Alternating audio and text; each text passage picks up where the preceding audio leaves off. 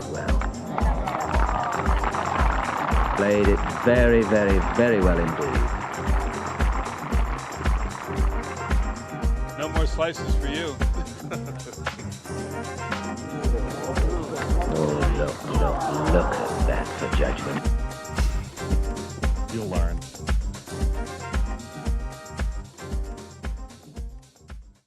Hello everybody, welcome to Sliced. It's Monday the 26th of January. Ben Coley and Sam Harrop here with your weekly pro golf podcast, sponsored by TRUE Linkswear.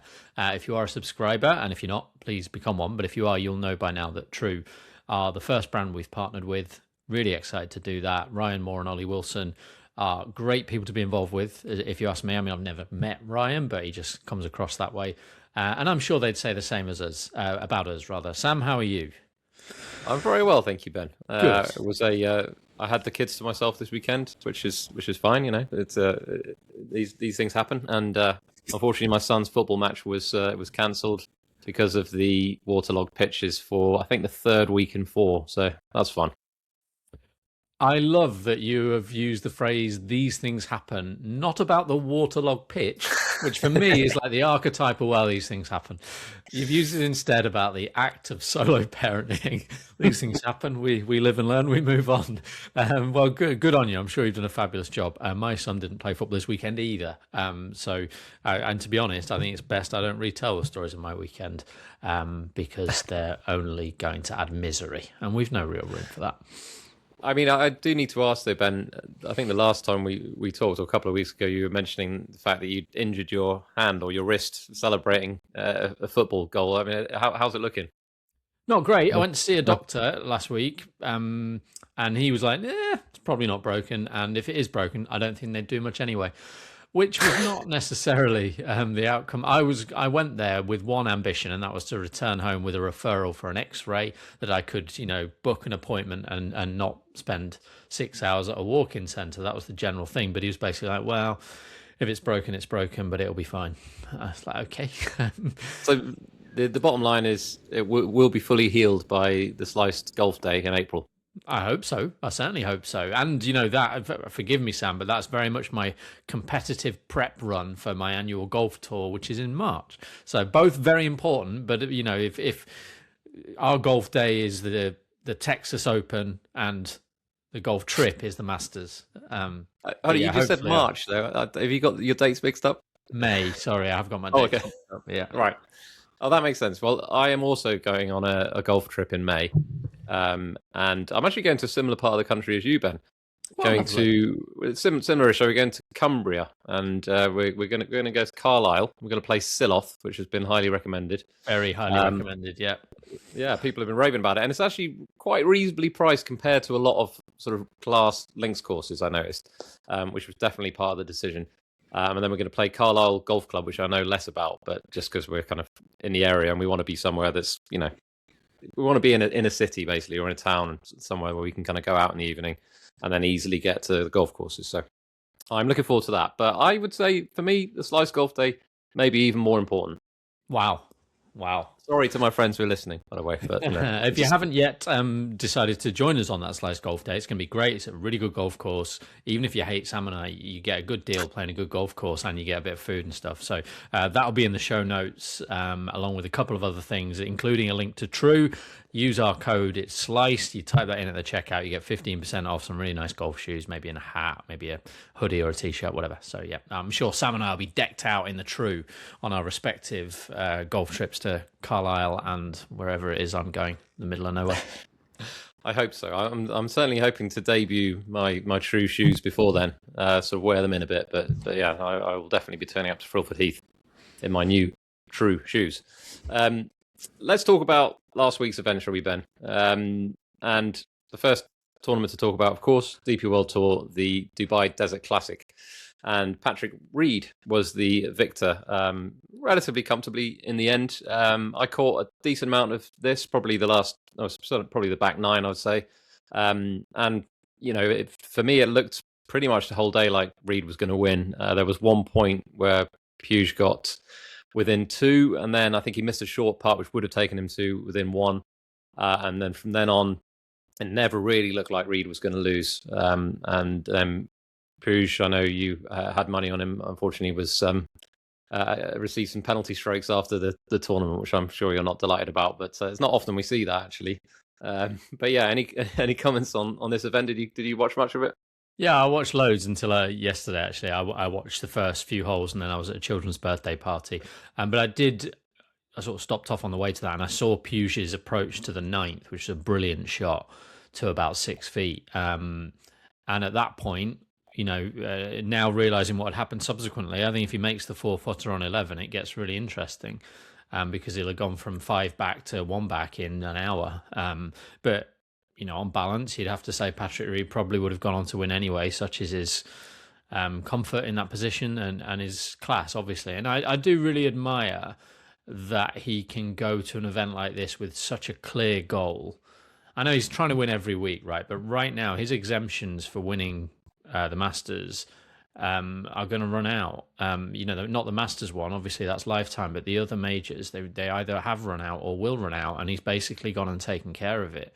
It looks like he's definitely in the PGA, but it's almost certain that he's in the US Open as well, and probably in the Open. So to do that when you need to do it is really impressive. I think he had conditions sort of fell his way. He's got a very good record at the course. It's probably another little example of how it does favour a right to left ball flight, which is a bit in the weeds, but definitely I would draw that sort of comparison with Augusta, and I know there's been a big crossover with Champions, but I think conditions worked for him. It was tougher than usual, and particularly over the first 2 rounds, it wasn't quite the Dubai Desert Classic we've become used to, where, for instance, like the second hole, hardly anyone was hitting the green in 2. Like even the longest hitters in the game could not get the ball on the green in 2, and it just changed the dynamic on quite a few holes. And it became more about the attributes he has than the ones Puig has. But a brilliant performance, has to be said. And it's actually the first time, for all we talk about Patrick Reed as a supporter of the DP World Tour, which he undeniably has been for a long, long time now. It's the first time he's won a DP World Tour event. He had the WGC Mexico and the WGC Cadillac and obviously the Masters, but this is a DP World Tour event, and who can say he's anything but a deserving winner? I was surprised to see that, actually. I was looking at that this morning, and I was thinking, I wonder, how many DP World Tour events he's won now, and this, like you say, is the first one, which I was surprised about, because he does come over and play a lot, and he's become a big supporter of the DP World Tour, partly because he's almost forced to have done so if he wants to play regularly, which he obviously does, and he wants to play a worldwide schedule. But he definitely has become someone who is very happy playing on a DP World Tour. He speaks about the fans, about the fact that he likes traveling the world and he likes the reception he gets. And it's entirely possible he does get a better reception by kind of European fans than he does back home, which is a sad state of affairs, really. But obviously, we know the kind of the background to a lot of this. Let's talk about the PGA Tour, the American Express, which finished last night. I watched a decent amount of this, but I didn't watch the final stretches because, let's be honest, with probably 9 holes to go, maybe even more, everyone knew that Scottie Scheffler was going to win, and in the end, he did indeed win by 4 shots. And yeah, I mean, we talked about it last week, and I think we both agreed that this is probably going to be one of the tournaments where he's more vulnerable, just because of the fact that it's such a low-scoring event. Someone, if someone else gets hot, then as good as he is, someone could beat him. But in the end, unfortunately, unfortunately, that sounds like sour grapes, but it did become sort of foregone conclusion. And I had a quote I wanted to read from Jason Day's presser after the final round, which I thought summed it up quite well, actually, when he was asked about Scheffler. So he says, every time he tees it up, he's right around the lead. And that's one of the most difficult things to do, to always stay hungry to the point of not being satisfied. Because it's very easy to get satisfied out here. You win a couple of times, you're like, well, I'm kind of relaxed and I can coast for a little bit. And it seems like he never wants to relax. And I think that sums it up really well, because, you kind of think an event like that, he's won several majors now. He's won a lot of other really big events like the Players. And, the sort of the American Express, with all due respect, is not, it's not something that he's going to look back on the end of his career. So I'm really proud about that victory. But yet somehow he can get himself motivated enough to win an event like this when, it's quite easy. I know it's his first event of the season. Obviously, he wants to get off to a good start. But you think it can't really mean that much to him. But obviously it does, or at least he's so competitive that every time he goes out, he is trying to win. And there's no sense of, I'm just going to coast for a few weeks, or, I've earned however many millions over the last few years. I can just sort of settle into the season and, and then focus on the majors.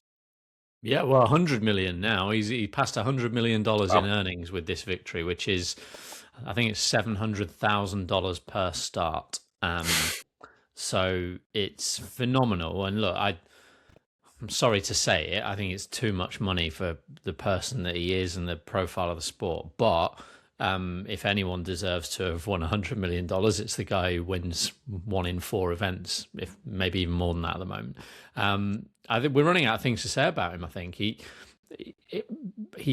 probably is still getting better. And I know, like, every time he picks up another win, we have to go. The only person you can compare him to in the modern era is Tiger Woods. So when people say, "Oh, don't be making Tiger Woods comparisons," there's nobody else to compare him to. You can't compare him to anybody else. So you can just say, "Oh, don't compare him to anyone. He's Scottie Scheffler." If you take that view, but if you want any kind of comparison, there's one man, and it's Tiger Woods. And Tiger's sort of rate of acceleration. There's been some really great content on social media the last sort of 24 hours trying to contextualize this, but Tiger's sort of rate from going from like his 10th to his 20th win and then on up to 50 wins, that was the period of acceleration. And unless Scheffler can find an acceleration, he's probably not going to get to Tiger's 84 or 85, whatever it is. I think it's 84, isn't it? And 15 majors is still a long way off. A long way off. He has 4 of them at the moment, so he's not even a third of the way there yet.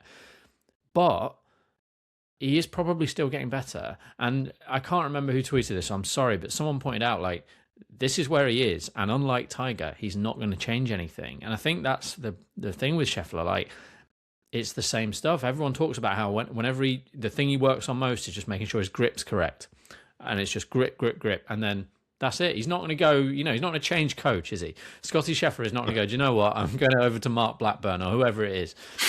He's just going to stick, and Ted Scott's going to be with him for as long as he wants to be until something badly goes wrong. But then you ask yourself, well, what's going to go wrong?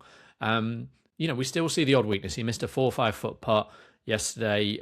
He hits the odd pull off the tee, but I'm nitpicking. Everybody hits bad shots. The thing that struck me from this week anyway, the thing that I was left sort of concluding, is that the reason he can keep doing this, the reason he can come out first event of the year when everyone thinks this is probably the time to get him beat and just pulverize the opposition, is that he is a perfectionist and that he doesn't feel that he's anywhere close to completing this game.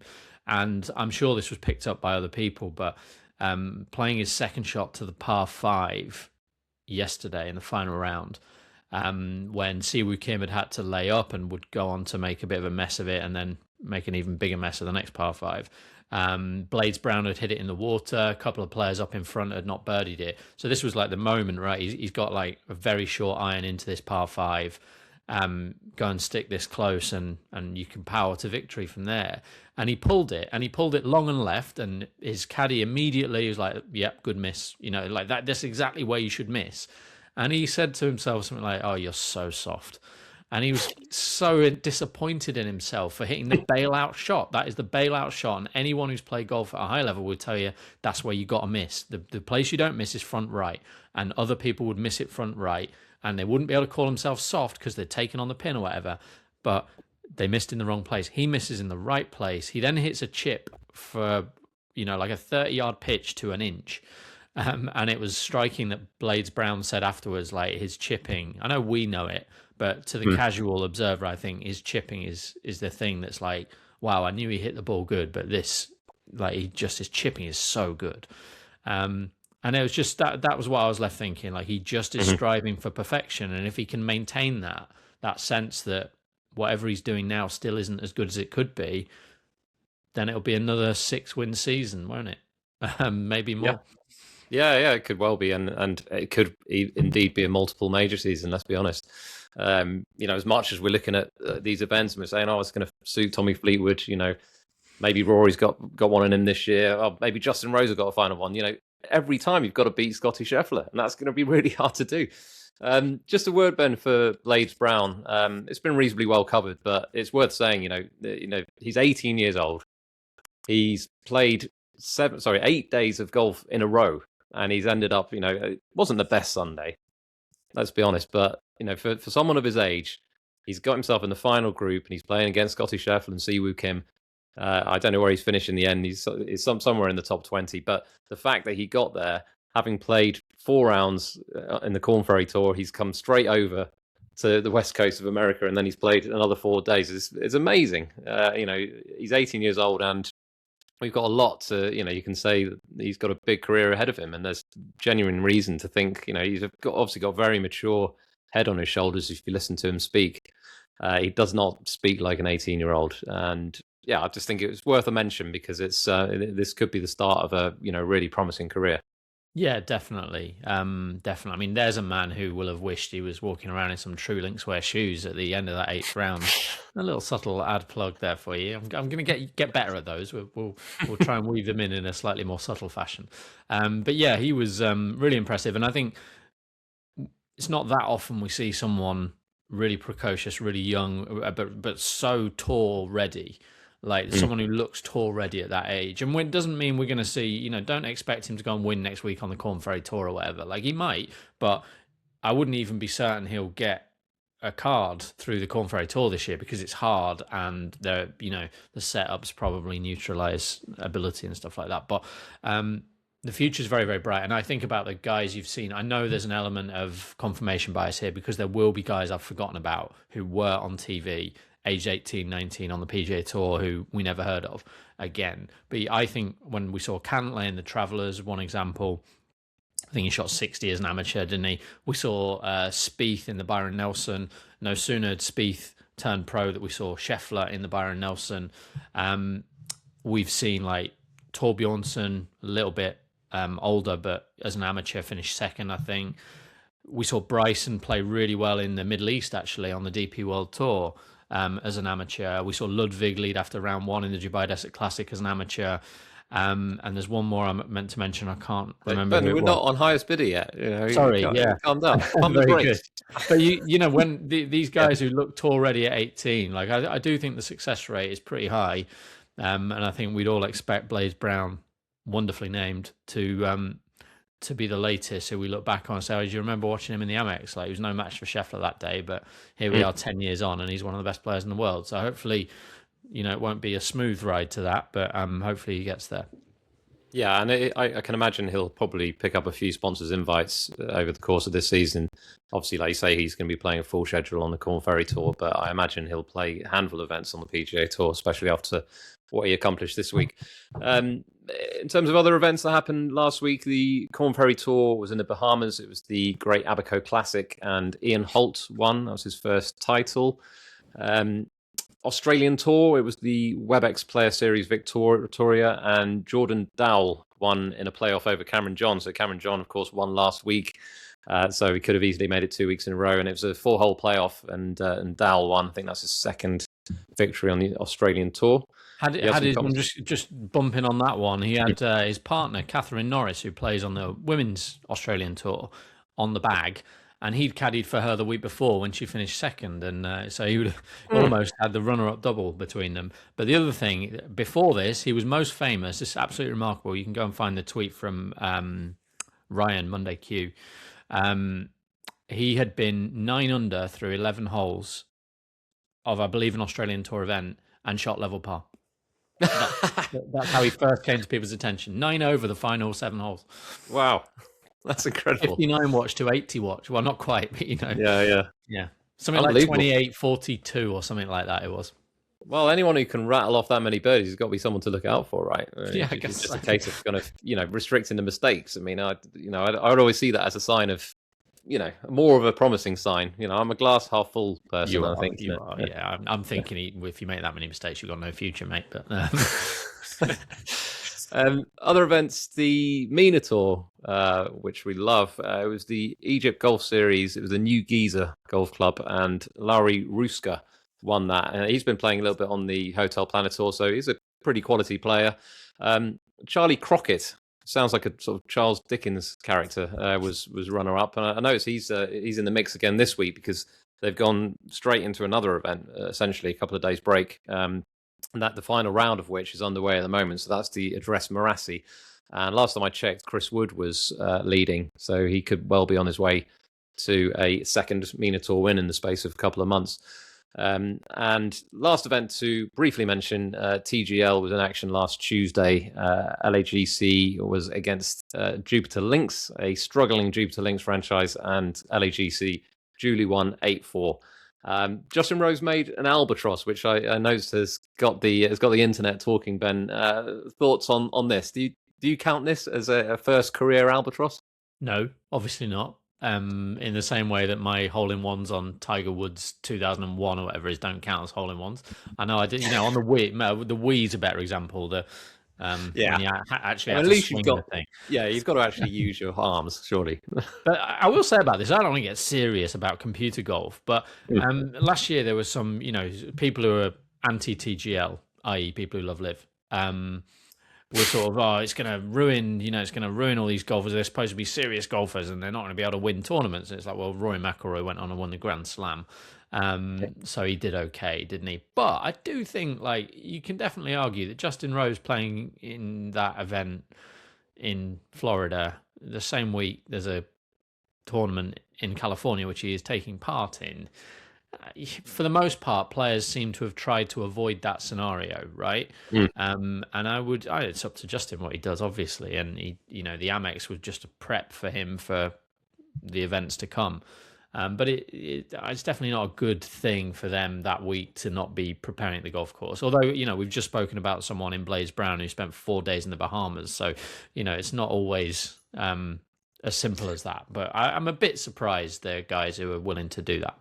Well, I think in Justin Rose's case, potentially, there's an argument to say because he's 45 years old now. It gets harder, I think, on your body when you're doing that much. I think it's traveling more than anything. I'm sure he's on a private jet or whatever, but it's just that level of traveling in different time zones and everything.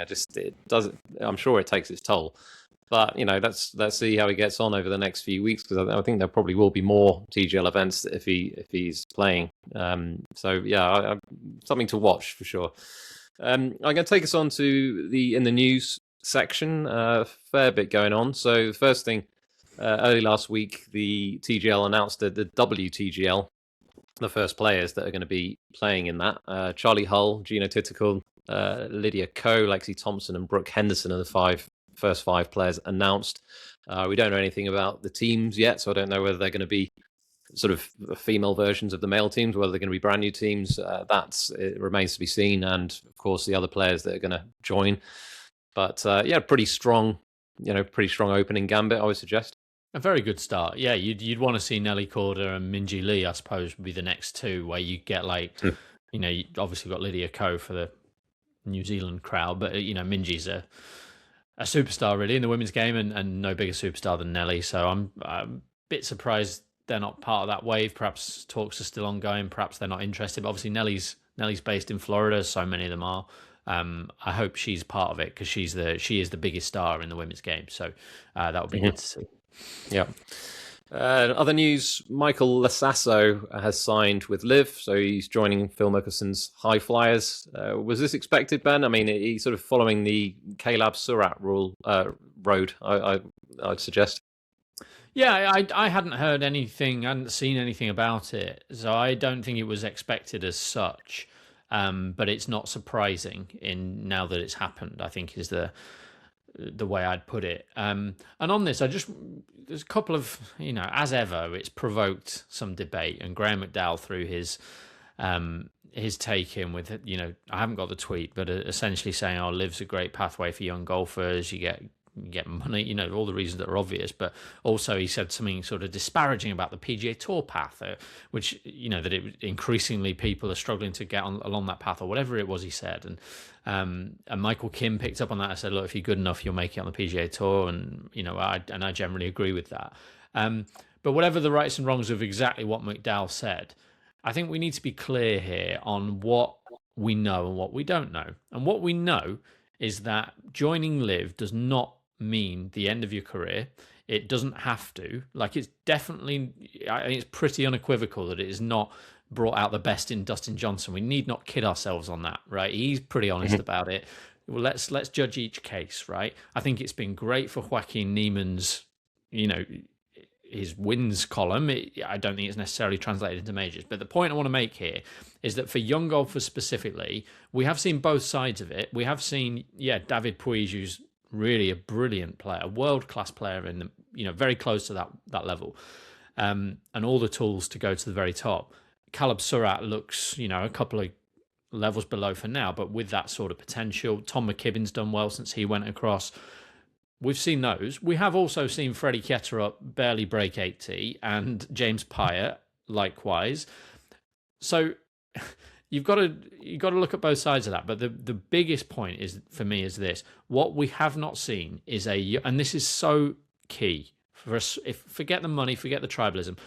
If we're talking about sport, and if we all accept that the most important thing in golf are the majors, what we have not seen is a young golfer choose to go to LIV and go on to win or even contend in a major.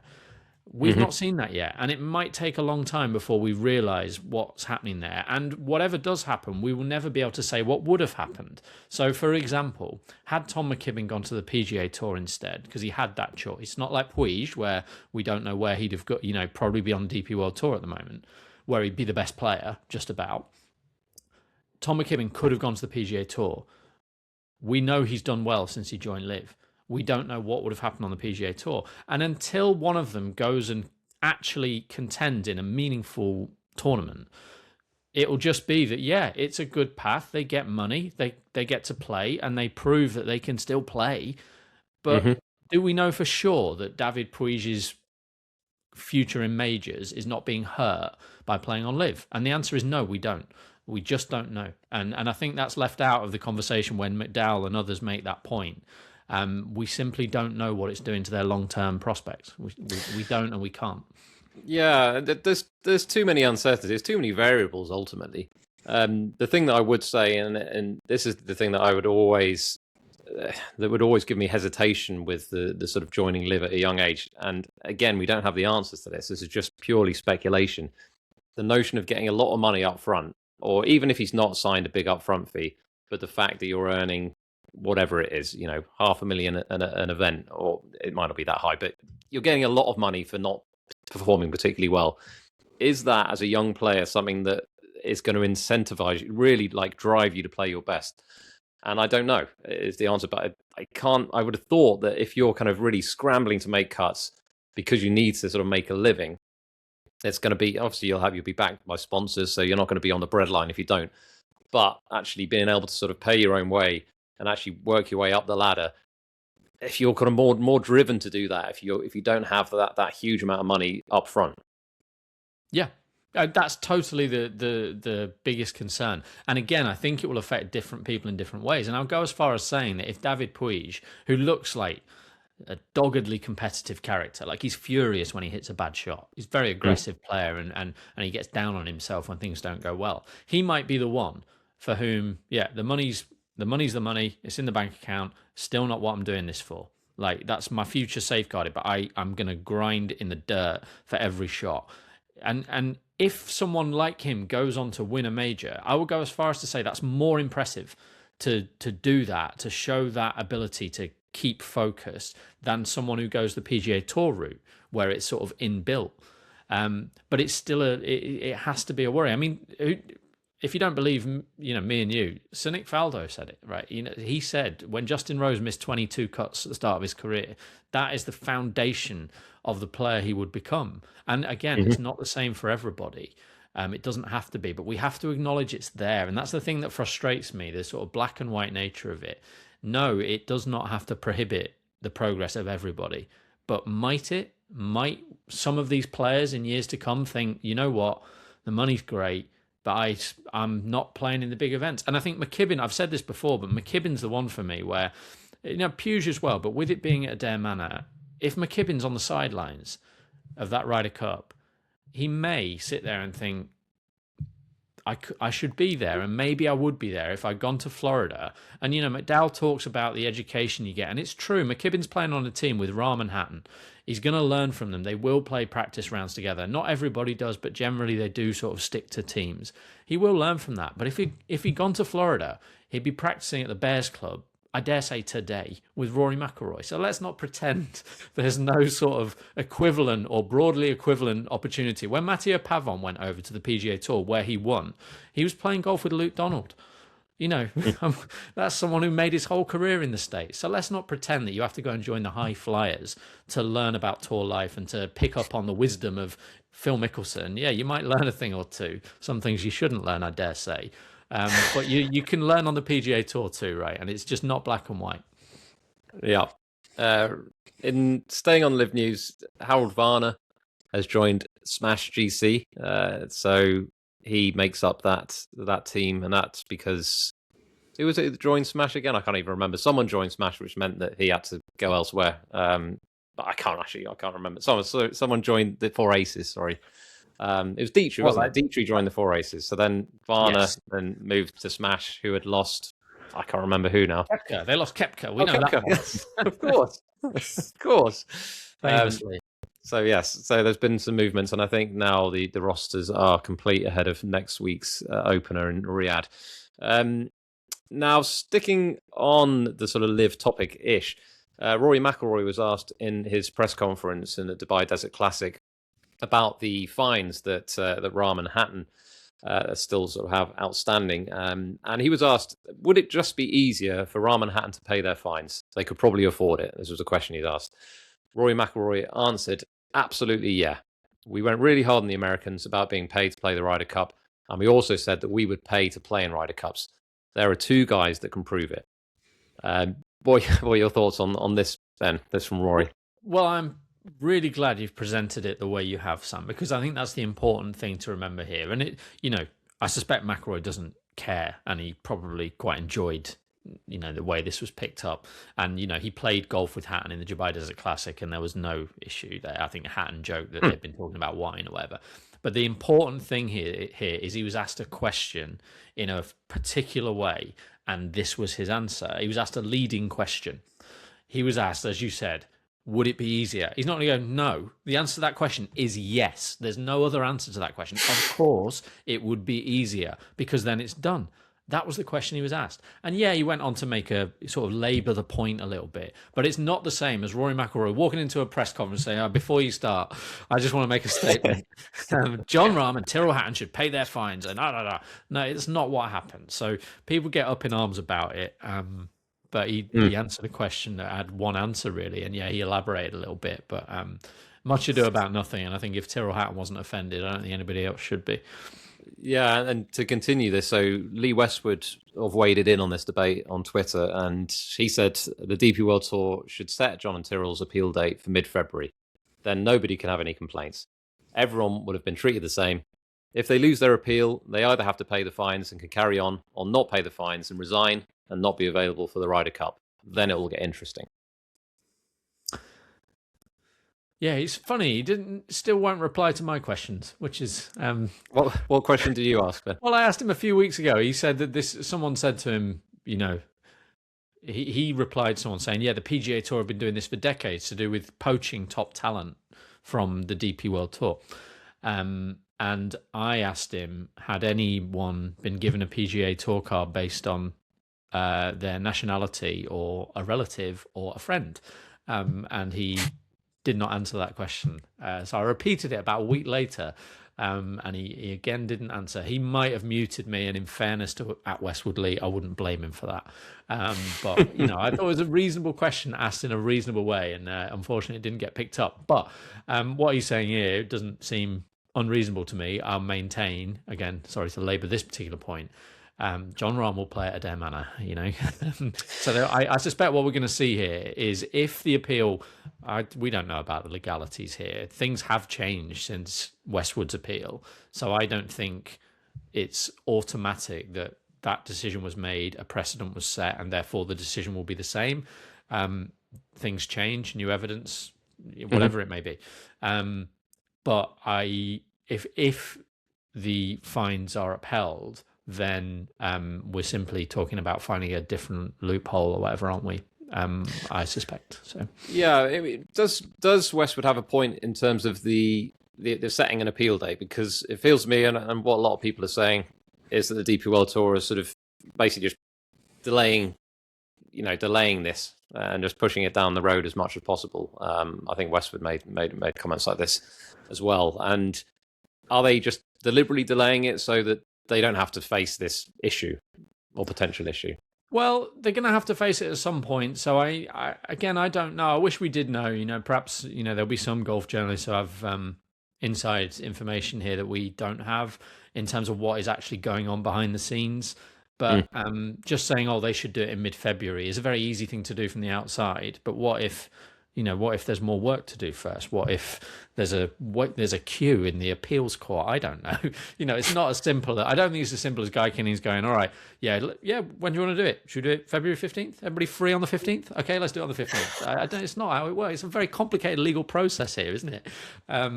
So again, I don't fundamentally think there's anything wrong with what he's saying, but he's probably simplifying what is a complicated process.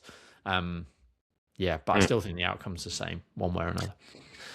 Yeah, and this isn't a great departure, actually, because this does tie in a little bit. So Patrick Reed, so he revealed in his post-round press conference yesterday that he hasn't actually signed a contract with LIV for this year, which a lot of people were surprised about, myself included. And he says, at the moment, I plan on teeing it up there in Riyadh. This is next week, and I'd be surprised if we're not. But then I thought this part was interesting. When he was asked what his options are if he doesn't play LIV, he says, well, I'll continue to play out here and be in the top 10 and be on the PGA Tour next year. So, and there's a couple of things that this raises. So, firstly, there's an element, I think, of him sort of almost doing what DeChambeau has been doing and sort of saying, well, you know what, we're negotiating in the next few days. I mean, he's basically alludes to the fact they're going to be negotiating this week. And he's basically saying, if you really want me, you better up that price. And the second thing is, if he's saying, okay, well, I could just keep playing on a DP World Tour and try and earn my PGA Tour card via that pathway. The question is, will the PGA Tour actually have him back? Because we still don't know the answer to this in terms of what sanctions would be there for Patrick Reed. We've been working on this assumption, with Laurie Cantor and other people that he has this year ban. But that doesn't necessarily apply to him. There's been talk from other players that actually it racks up a lot more than that. But I think it's not a given that he'd just be straight back on the PGA Tour. Yeah, that's interesting. I've been working on the assumption it would be a year ban, and therefore he's actually eligible as of this September. I'd imagine they'd welcome him back with open arms. And just to put some context, you don't think they would? You see, we talked about this last week, Ben, if you remember, and I think you ended up sort of saying, well, would he be as welcome as, say, Koepka? Well, I think in terms of giving him the golden handshake that Koepka has had, that's different. Like, Koepka's had a slap on the wrist, yes, some financial stuff, and taken out some programs and stuff, but basically they fast-tracked him. There's a reason they didn't do that, whether the reason was Patrick Reed or Phil Mickelson or some more legal assessment, we don't know. I don't think they are begging Patrick Reed to come back. I don't think the PGA Tour today, having read those comments, are thinking, right, there's a chance for us to strike here. Let's change that loophole. Let's do a new one-time window. But if he finishes playing on LIV, earns a PGA Tour card, I think they'd love that. I do think they'd love that. And just to give some context, he's now on 1,370 race to Dubai points. Jaden Shaper's on over 1,700, which means like already he's guaranteed to play in the DP World Tour Championship, and he probably needs about 300 more to get a PGA Tour card, and 300 might be a solo second or whatever. Now, Patrick Reed, the interesting thing for me is Bahrain, because if he wins in Bahrain, he's basically done it. So that changes it. I think winning in Dubai does plant that seed. It's like, well, it's all very well saying, well, I could play out here for one of those cards, but it's still a hard thing to do despite his class, playing on invites or whatever he'd be playing on as well. But now he's won the tournament. I think it does interest me that. Now, the other thing I want to say here is, unless LIV don't like him, unless LIV don't want him, what are they playing at to not have his contract? Now, I know Patrick Reed said, I don't like to deal with all that while I'm playing. But that's what they finished the season in September. It's been months. There's been absolutely months to do it. Yeah. And there's been plenty of time where I know he played. To be fair to Patrick Reed, he plays up to the end of the year. He played in like Hong Kong and stuff, didn't he? But there's been time. So either LIV have been unhurried in this. Now that could be for a number of reasons, such as they're trying to line up someone else, which I'd be amazed at, because based on what we've learned the last year, attracting American players of Patrick Reed's caliber has been beyond them. They couldn't get Max Graserman, right? So the idea that they're going to get someone who's a bigger draw than Patrick Reed seems complete fantasy at this point. So I can't work out why they would want it to run this long. So then you wonder, well, has Patrick Reed said, I'm not discussing it until the week before? It starts next week. I have a theory on this, Ben, and I've only just come up with this theory while you're talking. They're the best theories. They are the best theories.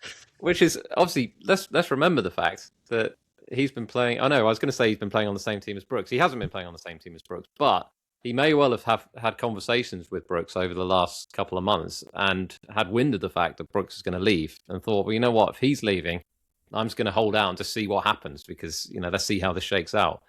And he's probably delaying it as long as possible to find out what the ramifications are, waiting for that the ruling that's subsequently come in from the PGA Tour, and to see whether he's eligible for anything. I suspect he's doing that. He's keeping his options open. There's no other reason why you would hold off if you're Patrick Reed, in my mind. No. What team does he play for? He plays for the Four Aces. Oh, the Aces. Blimey. Well, that changes everything. How do you leave the Aces? Yeah, okay. Well, we're going to find out. I suspect, despite what I've just said about how remarkable it is that he's not yet signed a contract, I suspect he'll be signing a contract. But you do wonder whether he might want to make that a shorter-term contract. I don't know. Maybe he just wants to do a rolling 1 year now and keep his options open in case he wins a major and they open up that window. Or maybe he doesn't want to commit for another 3-5 years, whatever it is. They could be factors. I suspect he'll be playing at LIV next week. I'll be shocked if he's not. And he suspects that. So, yeah. No reason to doubt that. It's fun, though, isn't it? It is fun that has happened. That was a great little bonus subplot from Dubai. A couple of the last things to mention. So the Hotel Planet Tour has added an India doubleheader to the schedule. So the schedule's now complete at 30 events, which is up 1 from last year, which is great. And last thing, I don't know if you saw this, Ben, but Angel Ayora, your favourite, has got a new addition to his coaching team. Did you see this? Juan Carlos Ferrero, right? Absolutely, yeah. I saw that. I thought this must be another Juan Carlos Ferrero, but it is the one and only. Yeah. I thought it was interesting. Former tennis player, for those who don't know who he is. Yeah, but going cross-sport like that, it's, it's not something you can probably see that often, but I like it. Right, before we go into the world of golf this week, let me talk about TRUE. So TRUE Linkswear are committed to crafting high-quality golf gear so that you can enjoy the walk on or off the course. TRUE is a collective of family and friends dedicated to sharing their passion and excitement for footwear, apparel, and the game with you. Now, Ollie Wilson and the TRUE team were out at the PGA show in Orlando last week, giving a first look at some new shoes which are going to be launched this year, which we're going to share more about when we have more details. On that topic, Ben, can I share my personal highlight from the PGA show in 2023 when I was there? I would love it if you did. Okay. This is a separate highlight from meeting the actor, which I previously mentioned. But this one I think you'll probably enjoy. So I was out there doing some songs for the kind of the opening of the show, just doing some sort of back catalogue golf songs. And I had a friend out there who was sort of helping me, kind of being my sort of roadie / manager. And I was halfway through playing my song about the Saudi League, growing the game, it's called. And which obviously makes strong reference to LIV. And the person who booked me sort of gone over to my friend and said, "Can we just sort of pump the brakes on the sort of LIV songs?" And my friend was like, "Yeah, this is the last one he does anyway." But he didn't tell me. And of course, the following song I did was "Live Forever" about Brooks Koepka going to LIV. So as it happened, I was never booked to go back to the PGA show after that. So that's all your manager's fault. So your manager's fault. He didn't tell you. He didn't pass on the message. That's wonderful. I love that they're panicking that oh God, it's going to get worse from here. I thought you were going to get a tap on the shoulder from Greg Norman, like the famous Alan Shipnuck picture. Yeah. Well, the PGA of America are not not decidedly anti-live to my knowledge. It's not. I wasn't playing for the PGA No, Tour here. This was the PGA of America. Yeah. They've welcomed live players onto the Ryder Cup team. So Totally. And listen, apropos of nothing, I completely forgot at the start of this episode to apologise to our subscribers, Sam, that we had promised them a bonus episode last week. The bonus didn't come. All we'll say is that it wasn't my fault. It wasn't your fault. It was subject to approval. It didn't get approved. And that's all we need to say about it. It's got nothing to do with what you were just saying. I forgot. That was my intro. So we had a lovely chat. No one will hear it. It's a shame, isn't it? It's a shame. Yeah. These things happen. First time it's happened to us, and hopefully the last time. But right, World of Golf this week. So DP World Tour is the Bahrain Championship, which last year was won by a good friend of the pod, Rory. Your comments on this event, Ben? What can we expect? Who can we expect to contend? Well, loads of missed fairways is the notable thing about this golf course. And anyone who remembers watching Dylan Fratelli win out of, Category 12 poster boy Dylan Fratelli, he was spraying it, as he is wont to do, all over Bahrain and getting away with it. And that is basically what can happen. That first year, 2 years ago, when they played here for the first time in a long time, the top 7 on the leaderboard, none of them hit more than 50% of fairways. And that never happens. There are certain golf courses that's very unusual. Simply not going to happen. And it happened here. And it wasn't quite as extreme last year. But last year, Rory won it. He didn't hit 50% of fairways. Ivan Cantero, who I was on 150 to 1, bogeyed the last hole when a par would have got him into a playoff. He didn't hit 50% of fairways. And David Puig, who finished with a bit of a rattle, he ranked 65th out of like 68 players in driving accuracy and finished 4th or 5th. Now, it's a bit different last year because we had some more balanced games. Pablo Larrazabal probably should have won, 3-putted the last. But that's the interesting thing here. There's probably scope for someone wild and long to do what Dylan Fratelli did. And obviously, Laurie's a long hitter. And the other things that sort of tie them together, both Dylan Fratelli's played the DP World Tour Championship twice, hasn't finished outside the top 10. Laurie's played it 4 times. He's had 2 genuine chances to win. Both of them have got top 10s in the Dubai Desert Classic as well. And that brings me back to an overarching point. We're going to welcome back the Hotel Planner Tour graduates, the Q School graduates. They are hugely up against it because the best players in this field have not only been playing golf, but they've been playing golf on similar golf courses while these guys have been waiting since Mauritius. So my advice, such as it is watch and learn with those players. And if you remember last year, Martin Kuvra finished 4th in this event. And he proved to be the star of that. Obviously there were better, Rasmus and Angel and others, but he was the one. He won the Rookie of the Year. He won in Turkey. We might learn a bit more. We will learn a bit more about the new faces on the DP World Tour, but I wouldn't be betting on them this week. Right. And you would be betting on Antoine Rosner? Don't know. You can't. You don't have to answer. No, well, I and I won't. But if you... this is a test of our hardened listeners' knowledge, and the price might change. But if you were to imagine, say, a burly, long-hitting, erratic player who has good form in this event and in the Middle East in general, and who once finished second to Alvaro Quiros when fellow thrasher Pep Ingles was 4th, that might be in the right ballpark. I think that might be the best value on offer. Don't say it. Right. PGA Tour, it is the Farmers Insurance Open, Torrey Pines. This is notable for several reasons, one of which is the fact that, of course, it is Brooks Koepka's return to the PGA Tour. A long-standing event. The first round happens across 2 courses, Torrey Pines North, which is the much easier one, and Torrey Pines South, which will obviously host the weekend, which is a long course. This seems to be an event where you do need a bit of distance off the tee, I would suggest. And I know I said that last week on DP World Tour, and it didn't end up being quite that important in the end. But I would suggest that it's very important at Torrey Pines. Well, it's interesting because there's a common denominator there. If you look at the outlier winner of the Farmers over the last few years, it's Patrick Reed. But in general, obviously there are bigger outliers like Matteo Pavon. But in general, yes, you're absolutely right. It doesn't always work. And last year, it's worth remembering, last year the weather was horrific in round 2, which was on the Thursday, and there's a huge draw bias.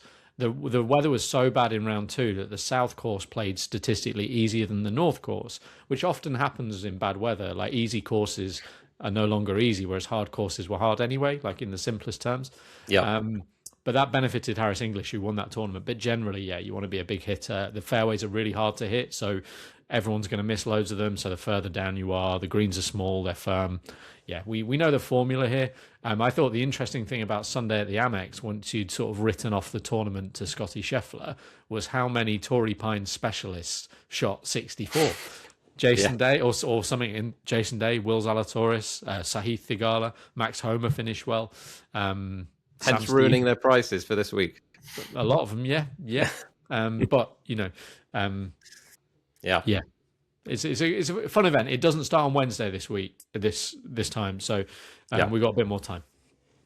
But I mean, people will be waiting with bated breath for me to say who I fancy after my 2 picks missed the cut last week, Ben. But keep an eye on Sam Stevens this week, is all I'm going to say.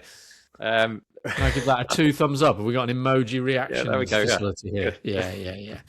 Sam Stevens' iron play was awful last year, and it's turned a corner, and he's a really, really good player in the making if he can get above average with his irons. So. He's got a good coastal record as well. He seems to like playing near the sea. Right, just going to rattle through the other events because we need to get on to a highest bidder. But we've got the Hotel Planet Tour is back. It's the SDC Open, so it's first event of the Hotel Planet Tour season. The LPGA is back as well as the Hilton Grand Vacations Tournament of Champions at the wonderful Lake Nona. Corn Ferry Tour is in Panama. It's the Panama Championship. Australian Tour, the WebEx Player Series, Murray River. MENA Tour, we mentioned earlier, is the Egypt Golf Series Al Marassi Golf Resort, ongoing at the moment. And TGL, Boston Common against your team, Ben, the Bay. Yeah, really fun fun for the Bay, do we know? Pardon? Do we know who's starting for the Bay? The Not three? at the moment. No, that's team news still to TBC. arrive. But I really fancy them this week. Do you? Yeah, I don't know why. I just do. All right. Before I go on to highest bidder, just another mention of our golf day. This will be in the show notes, but if you would like to come, and there are going to be limited places for this, so please do sign up via that link because we'd love to welcome you to our first ever Sliced Golf Day. Can I say as well, Sam, before you hit the button, you mentioned the SDC Open newsletter. Sign up for the newsletter, you'll get a preview of that. So one of many reasons to sign up. Absolutely.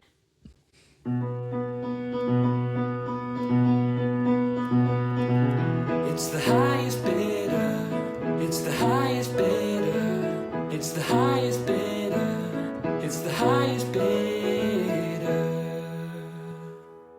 Right, we have a topic in from Will Murray, who I believe has sent them in before, if I'm not mistaken. And his topic is, as it was in the news recently, how many of the top 20 all-time career money earners can you name? This is not including the payouts that players got for going to LIV. So are we talking about PGA Tour here, do we think?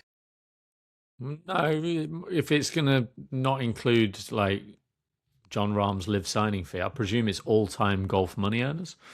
Oh, all-time across the board? Yeah. Oh, I don't like this at all. No offense to Will. It's not, you're supposed to be challenged here.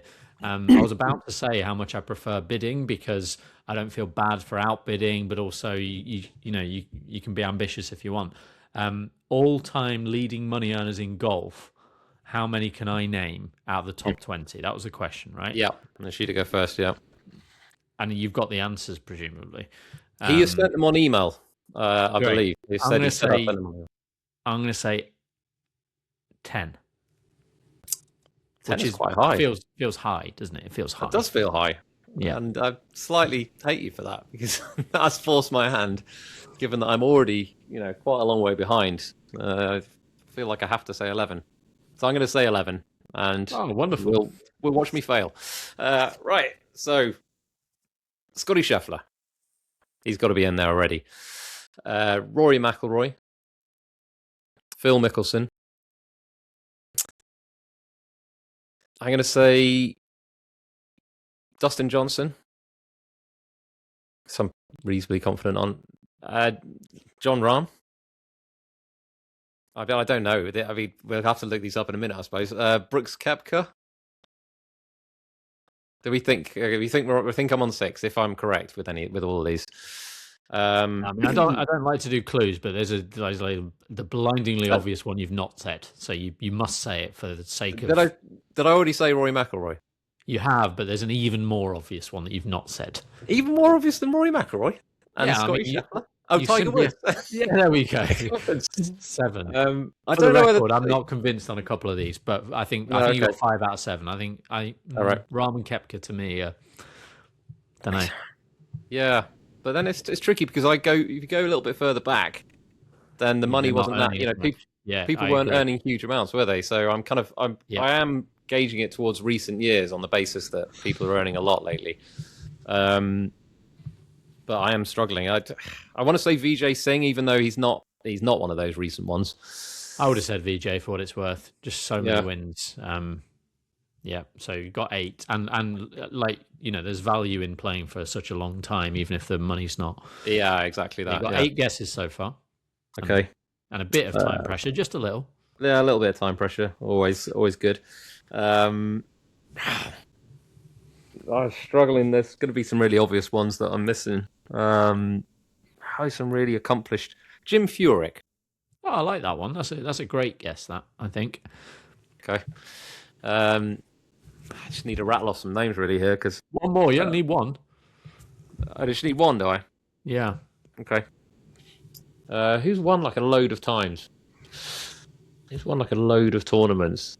I'm going back too far if I say someone like. I can't say someone like Nick Price because it's just too far. It's too long ago. The money just wouldn't be there. Recent one. Who's won a lot recently? Oh well, how about Brandt Snedeker because he won the FedEx Cup, which would have given you a decent amount. Okay. Right. So they're your 10. You can check the answers now. For if you've got 2 wrong, you get a mulligan, don't you?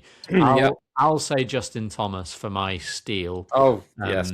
There's a guy who's won a lot of tournaments, and including the players, a couple of WGCs, a couple of majors. That's a good shout. Right, let's have a look. So this is them in order, okay? Tiger Woods, Rory McIlroy, Scottie Scheffler, Phil Mickelson, Dustin Johnson. So I've got those 5. Wow. Justin Rose didn't get. Jim Furyk I got. Vijay Singh I got. Justin Thomas is yours. Then we got Adam Scott, Jordan Spieth, Jason Day, Xander Schauffele. God, there's some misses here, aren't there? Hideki Matsuyama, Matt Kuchar, Patrick Cantlay, Keegan Bradley, Sergio Garcia, Ricky Fowler, John Rahm. Damn. Unlucky. You're unlucky there because you get 8 or 9 basically. I think it might have only been 8 to be honest, but it's a point for you on the steal, and I feel like I've failed myself, Ben. I got to be honest. That was a good effort. That your logic was sound. I've changed my mind on the category. It was a good one because it did involve a bit of like blending that prize money versus longevity, and I just don't know how I missed one. Like, I mean, Justin Rose, is obvious, isn't it? Yeah, Jason Day as well. Jason Day was number one. The one that I was rueful about because I hadn't thought of him. I wouldn't. Sergio, I'm slightly surprised at, I must say, but yeah. Anyway. Right, well, that's all we got time for, I think, this week. But thank you as ever for joining us. I'm not going to promise a bonus episode this time and fail to deliver that. But we thank you for listening, and we'll see you next week.